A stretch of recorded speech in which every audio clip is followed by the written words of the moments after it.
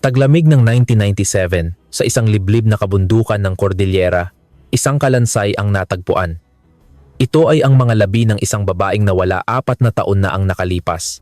Siya ang asawa ng may-ari ng isang malawak na sayuran. Isang gabi ng taglamig, matapos dumalaw sa isang kapitbahay, naglaho siya na parang bula habang pauwi. Ilang daang metro na lang ang layo ng kanilang bahay. Ngunit sa loob ng 4 na taon, walang sino man ang nakahanap sa kanya. Ano nga ba ang tunay na nangyari sa kanya noong gabing iyon? Ito ang kwento ng pagkawala ng asawa ng may-ari ng sayuran sa Cordillera noong 1993. Disyembre 1993, sa isang maliit na baryo sa kabundukan ng Benguet, mahigit 1,500 metro ang taas nito mula sa dagat. Isang lugar na kung saan bumabagsak ang temperatura sa halos 0 degrees Celsius tuwing taglamig. Ngunit ang matinding lamig na ito ang dahilan kung bakit dumaragsa ang mga tao sa panahong ito. Ito ang panahon ng anihan ng mga gulay tulad ng repolyo at patatas. Ang mga gulay na ito na itinatanim sa malamig na klima ay kailangang anihin sa tamang panahon. Mula Disyembre hanggang Pebrero, libu-libong toneladang gulay ang inaani at kailangan ng maraming manggagawa. Hindi ito kayang gawin ng may-ari ng sayuran ng mag-isa. Kaya taon-taon, tuwing panahon ng anihan, dumarating ang mga seasonal worker o mga sakada mula sa iba't ibang probinsya. 3 buwan silang magtatrabaho ng husto para kumita at umuwi sa kani-kanilang pamilya. Sa baryong ito, mayroong isang malaking sayuran. Ang may-ari ay si Ruben Cruz, isang 62 taong gulang na lalaki. Kasama ang kanyang asawang si Elena Santos, mahigit 30 taon na nilang pinapatakbo ang taniman. Nagsimula sila sa maliit na sukat lamang, ngunit sa paglipas ng panahon, lumaki ng lumaki ang kanilang negosyo. Si Elena, 52 taong gulang, ay kilala sa kanyang kabaitan at pagiging palakaibigan. Malapit siya sa lahat ng mga taga-baryo at maging sa mga manggagawa sa kanilang sayuran. Siya ang naghahanda ng kanilang pagkain, nakikinig sa kanilang mga daing, at paminsan-minsan ay nag-aabot ng merienda. Para sa mga manggagawang malayo sa kanilang pamilya, si Elena ay parang isang ina. Isang gabi noong Disyembre, matapos maghapunan, lumabas si Elena. Pumunta siya sa bahay ng isang kapitbahay para makipagkuwentuhan, isang bagay na madalas niyang gawin. Karaniwan lang ito sa buhay sa probinsya. Hindi ito pinansin ng kanyang asawang si Ruben. Sanay na siya. Inisip niyang marahil ay gagabihin na naman ito ng uwi, kaya nauna na siyang natulog. Kinaumagahan, paggising ni Ruben, wala ang kanyang asawa sa tabi niya. Malamig ang kabilang parte ng kama, palatandaang hindi ito inuwian buong gabi. Noong una, inakala niyang baka maagang gumising para maghanda ng almusal, ngunit wala siya sa kusina o saan man sa loob ng bahay. Nang lumabas siya, wala rin si Elena. Nagsimula na siyang kabahan.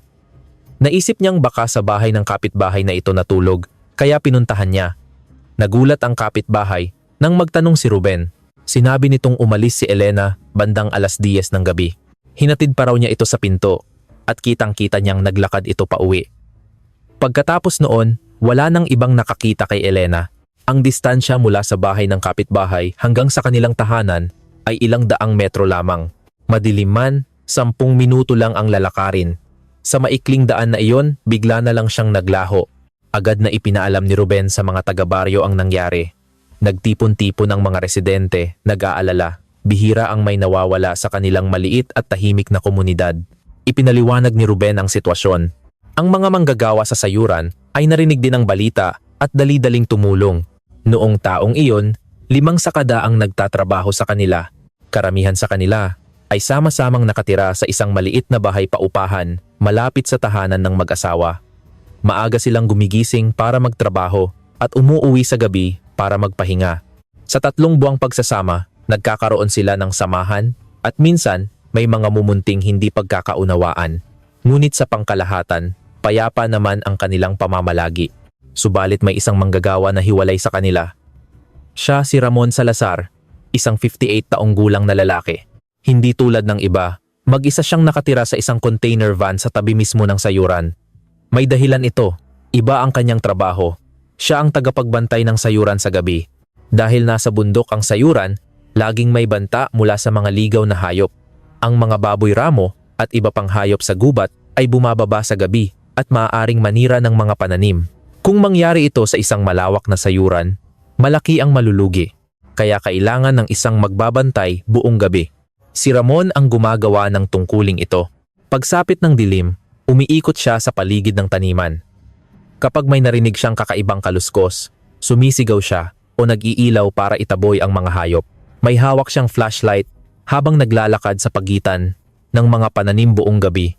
Pagsikat na ng araw, saka lang siya babalik sa kanyang container van para matulog. Kaya habang ang ibang manggagawa ay nagtatrabaho sa umaga, siya ay tulog. Hapon na siya gumigising para magsimulang magtrabaho. Baliktad ang kanyang mundo. Mahigit 10 taon nang pabalik-balik si Ramon sa sayuran tuwing panahon ng anihan.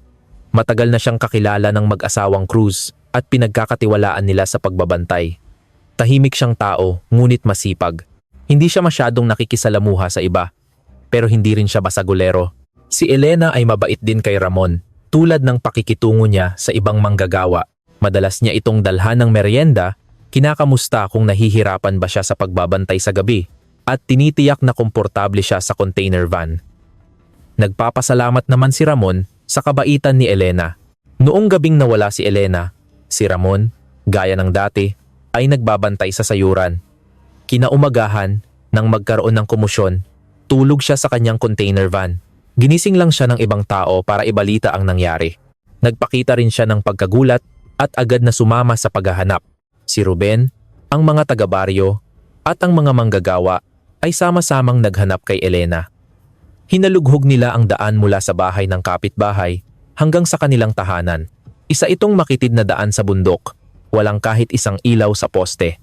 Kahit sa umaga, baku-bako, at mahirap itong daanan. Sa gabi, liwanag lang ng buwan ang gagabay sa iyo. Baka nadulas siya at nasaktan, o baka nahulog sa gilid ng bangin. Ngunit wala silang nakitang anuman, walang katawan, walang bakas ng dugo, o kahit anong senyales.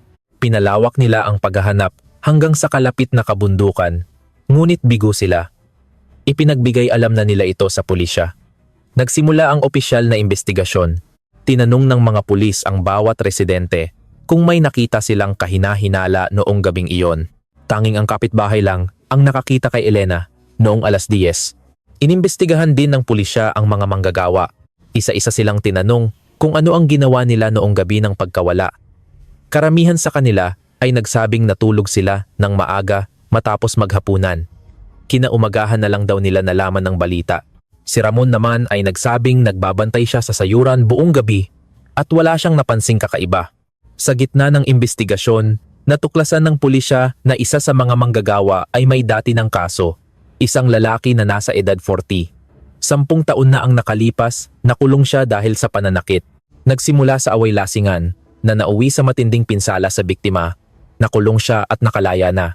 Matapos noon, namuhay na siya ng tahimik, ngunit nanatili ang kanyang criminal record. Dahil dito, sa kanya nakatuon ang atensyon ng pulisya. Dinala siya sa istasyon para sa masusing interogasyon. Iginiit niyang kasama niya ang ibang manggagawa at natulog sila ng maaga. Tinanong siya kung lumabas ba siya. Hindi po, sagot niya. Maging sa paggamit ng banyo ay sa loob lang daw ng kanilang tinutuluyan. Tinanong din siya tungkol sa relasyon niya kay Elena. Mabait po siya sa amin, parang ina, sagot niya. Wala raw silang naging alitan. Pinagmasdan ng mga investigador ang kanyang kilos, ngunit kalmado siya. Tinawag din nila ang ibang mga manggagawa para kumpirmahin ang kanyang alibi. Lahat sila ay iisa ang sinabi. Magkakasama sila buong gabi. Sa isang maliit na silid kung saan sila natutulog, imposible raw na hindi nila mapansin kung may lumabas. Naging matibay ang kanyang alibi. Gayunpaman, nagduda pa rin ang pulisya. Baka nagsasabwatan sila, ngunit pare-pareho at detalyado ang kanilang mga salaysay. Walang butas, dahil walang ebidensya. Hindi na nila maaaring ituring na suspek ang lalaki. Pinag-aralan din ng pulisya ang posibilidad na tagalabas ang may gawa. Ngunit sa isang liblib na baryo, mahirap isipin na may dayong papasok sa gitna ng gabi nang walang nakakapansin. Limitado ang daan at maliit lang ang komunidad, agad mapapansin ang sinumang estranghero. Ngunit walang nakitang dayo noong gabing iyon. Si Ramon, na mag-isang naninirahan sa container van, ay walang alibi. Walang makapagpapatunay na nagbabantay nga siya buong gabi. Ngunit wala ring dahilan para pagdudahan siya. Mahigit 10 taon na siyang tapat na naglilingkod at maganda ang relasyon niya sa mag-asawa. Wala siyang record at hindi kailanman nakaaway si Elena. Nablangko ang investigasyon. Walang suspek, walang ebidensya. Hindi nila alam kung si Elena ay buhay pa ba o patay na. Hanggat walang katawan, hindi ito maituturing na murder case. Habang lumalalim ang taglamig, lalong humirap ang paghahanap. Umulan ng malakas at natabunan ng putik at mga gumuhong lupa ang kabundukan. Naging imposible ang paghahanap. Unti-unting humina ang investigasyon at nanatiling misteryo ang kaso. Natapos ang panahon ng anihan. Umuwi na ang mga manggagawa sa kani-kanilang probinsya. Nangako silang babalik sa susunod na taon. Ganun din si Ramon. Bago umalis, kinausap niya si Ruben. Sana mahanap na si Aling Elena, sabi niya. Sigurado akong ligtas siya kung nasaan man siya ngayon. At umalis siya na parang walang nangyari. Naiwang mag-isa si Ruben. Dumating ang tag-araw, ngunit wala pa ring natagpuan. Lumipas ang isang taon. Hindi na bumalik si Elena at wala ring balita tungkol sa kanya. Kailangang ipagpatuloy ni Ruben ang kanyang negosyo. Muli siyang kumuha ng mga manggagawa at tulad ng dati, dumating si Ramon. Muli siyang tumira sa container van at nagbantay sa gabi. Malugod siyang tinanggap ni Ruben. Ang isang matagal ng kakilala ay nagbigay sa kanya ng kaunting kapanatagan. Isang gabi, habang sabay-sabay silang naghahapunan, maingat na nagtanong si Ramon. Mang Ruben, wala pa po bang balita kay Aling Elena? Umiling si Ruben. Wala pa rin, Ramon. Walang tawag mula sa pulis, walang kahit anong balita. Nalungkot ang mukha ni Ramon. Nakakaawa naman po. Sigurado akong nasa mabuting kalagayan siya. Ngumiti lang ng mapait si Ruben. Natapos ang panahon ng anihan at muling umalis si Ramon. Bago umalis, hinawakan niya ang kamay ni Ruben. Mang Ruben, sana mahanap niyo na siya. Babalik po ako sa susunod na taon. Lumipas ang mga taon. Isang gabi, nag-inuman ang dalawa. Napabuntong hininga si Ruben. Mukhang wala na akong pag-asang buhay pa siya, sabi niya. Palagay ko, may masamang nangyari sa kanya noong gabing iyon. Tahimik lang na nakinig si Ramon. Sabay sana kaming tatanda, dagdag ni Ruben. Ngayong mag-isa na lang ako, ang lungkot. Para kay Ruben, si Ramon ay parang pamilya na. Halos 15 taon na silang magkasama tuwing anihan. Lalo na pagkatapos mawala ni Elena, naging malaking sandalan niya si Ramon. Nagpapasalamat si Ruben sa kanya. Ang ibang tao ay iniiwasang pag-usapan si Elena, pero si Ramon, taon-taon, ay hindi nakakalimot mangumusta. Iyon ay nagbibigay sa kanya ng kaunting aliw. Ika-4 na taglamig na mula nang mawala si Elena. Gaya ng inaasahan, dumating si Ramon. Inayos niya ang kanyang gamit sa container van at nagsimulang magtrabaho. Tulad ng ginawa niya, 4 na taon na ang nakalipas. Walang sinuman ang naghinala sa kanya. Noong taglamig ng 1997, isang problema ang kinaharap ng baryo. Mga baboy ramo. Bumaba sila mula sa bundok at sinira ang mga pananim. Malaki ang naging pinsala.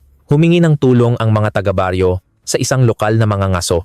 Pumasok ang mga ngaso sa gubat, armado ng kanyang baril. Sinundan niya ang mga bakas ng baboy ramo. May isang lugar kung saan kitang-kita ang malawak na paghuhukay ng mga ito. Lumapit siya para tingnan kung ano ang hinahanap ng hayop. At doon, natigilan siya. Sa pagitan ng mga nahukay na lupa, may nakalabas na isang bagay. Akala niya noong una ay sanga ng puno. Ngunit nang tingnan niyang mabuti, isa itong buto. Buto ng tao. Takot na napaatras ang mga ngaso at dali-daling bumaba ng bundok para tumawag ng pulis. Dumating ang mga pulis at mga investigador. Maingat nilang hinukay ang lugar at natagpuan ang isang kumpletong kalansay. Matagal na itong nakalibing. Sinuyod nila ang paligid para sa iba pang ebidensya. At may nakita sila, ilang pulgada mula sa kalansay. May isang bagay na nakabaon sa lupa. Isang silver na lighter. Nang linisin ito, lumabas ang isang simbolo. Ang selyo ng Philippine Marine Corps. Isinailalim sa pagsusuri ang mga labi. Pagkalipas ng ilang araw, lumabas ang resulta ng DNA test. Ang kalansay ay pag-aari ni Elena Santos. Sa wakas, natagpuan na siya. Ayon sa autopsy, may bali ang kanyang buto sa leeg, isang tipikal na senyales ng pagsakal. Ito ay isang malinaw na kaso ng pagpatay. Nag-focus ang pulisya sa lighter. Hindi ito isang ordinaryong lighter. Ito ay ibinibigay bilang souvenir sa mga miyembro ng samahan ng mga veteranong marino.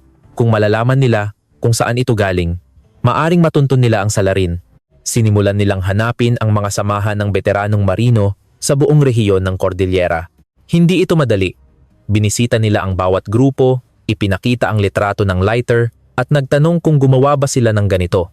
Karamihan ay nagsabing hindi. Lumipas ang mga linggo. Halos sumuko na ang mga investigador. Hanggang isang araw, isang samahan mula sa isang kalapit na bayan ang tumawag. Kinumpirma nilang ipinamigay nila ang ganoong lighter sa kanilang mga miyembro ilang taon na ang nakalipas noong 1990 para sa kanilang anibersaryo. Agad na pinuntahan ng pulisya ang grupo at hiningi ang listahan ng mga miyembro noong taong iyon. Mga 10 pangalan lang ang nasa listahan.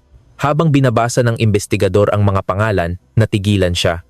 Isang pamilyar na pangalan ang nakasulat doon, Ramon Salazar. Siya pala ay isang dating marino. Hindi ito napansin sa investigasyon 4 na taon na ang nakalipas dahil nakatuon sila sa manggagawang may criminal record. Ipinatawag si Ramon bilang isang resource person. Dumating siya sa istasyon, kalmado ang itsura. Tinanong siya kung ano ang ginawa niya noong gabing nawala si Elena. Inulit niya ang sagot niya, 4 na taon na ang nakalipas. Inilapag ng investigador ang lighter sa mesa. Pamilyar ba sa iyo ito? Tanong niya. Tinitigan ito ni Ramon. Hindi po. Ngayon ko lang po iyan nakita, sagot niya.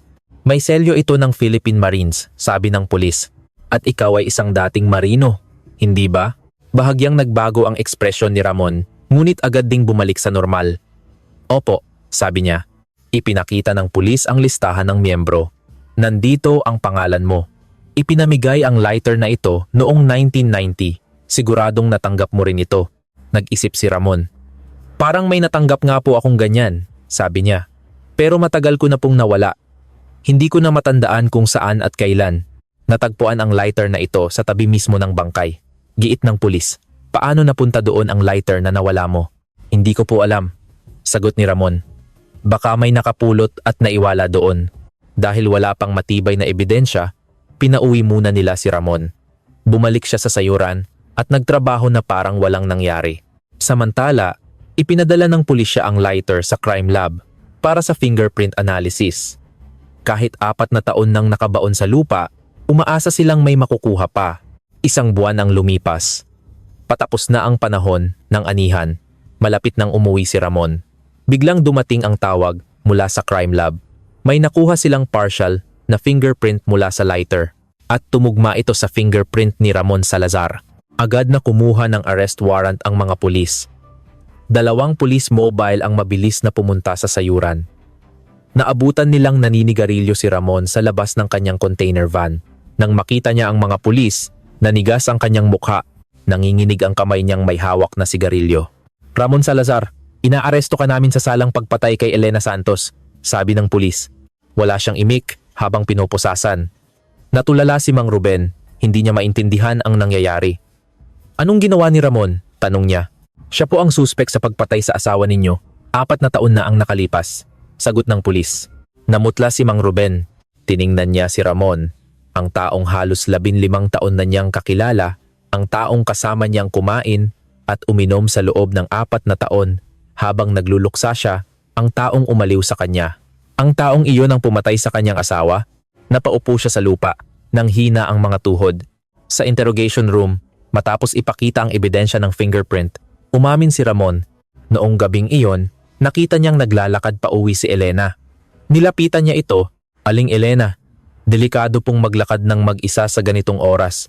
Ngumiti lang si Elena. Malapit lang naman. May sasabihin po sana ako, sabi ni Ramon. Sa loob lang po ng container van, walang pag-aalinlangan, sumama si Elena. Matagal na niya itong kakilala. Sa loob ng masikip na container van, umamin si Ramon.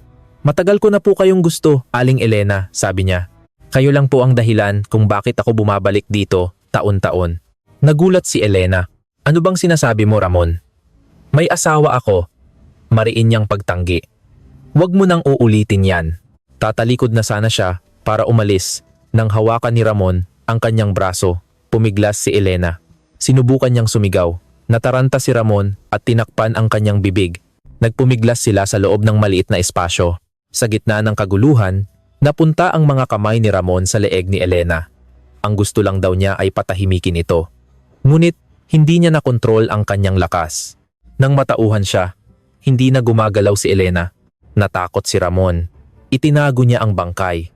Malapit doon ay may isang abandonadong kubo na may lumang kalan na gawa sa semento. Isiniksik niya ang bangkay sa loob ng kalan at tinabunan ng abo at lupa. Kinaumagahan, nagkunwari siyang walang alam at sumama pa sa paghahanap. Ngunit kinakabahan siya, baka may makatuklas sa kubo. Kaya pagkalipas ng 2 gabi, binalikan niya ang bangkay, dinala sa mas liblib na bahagi ng bundok at doon inilibing sa isang mababaw na hukay.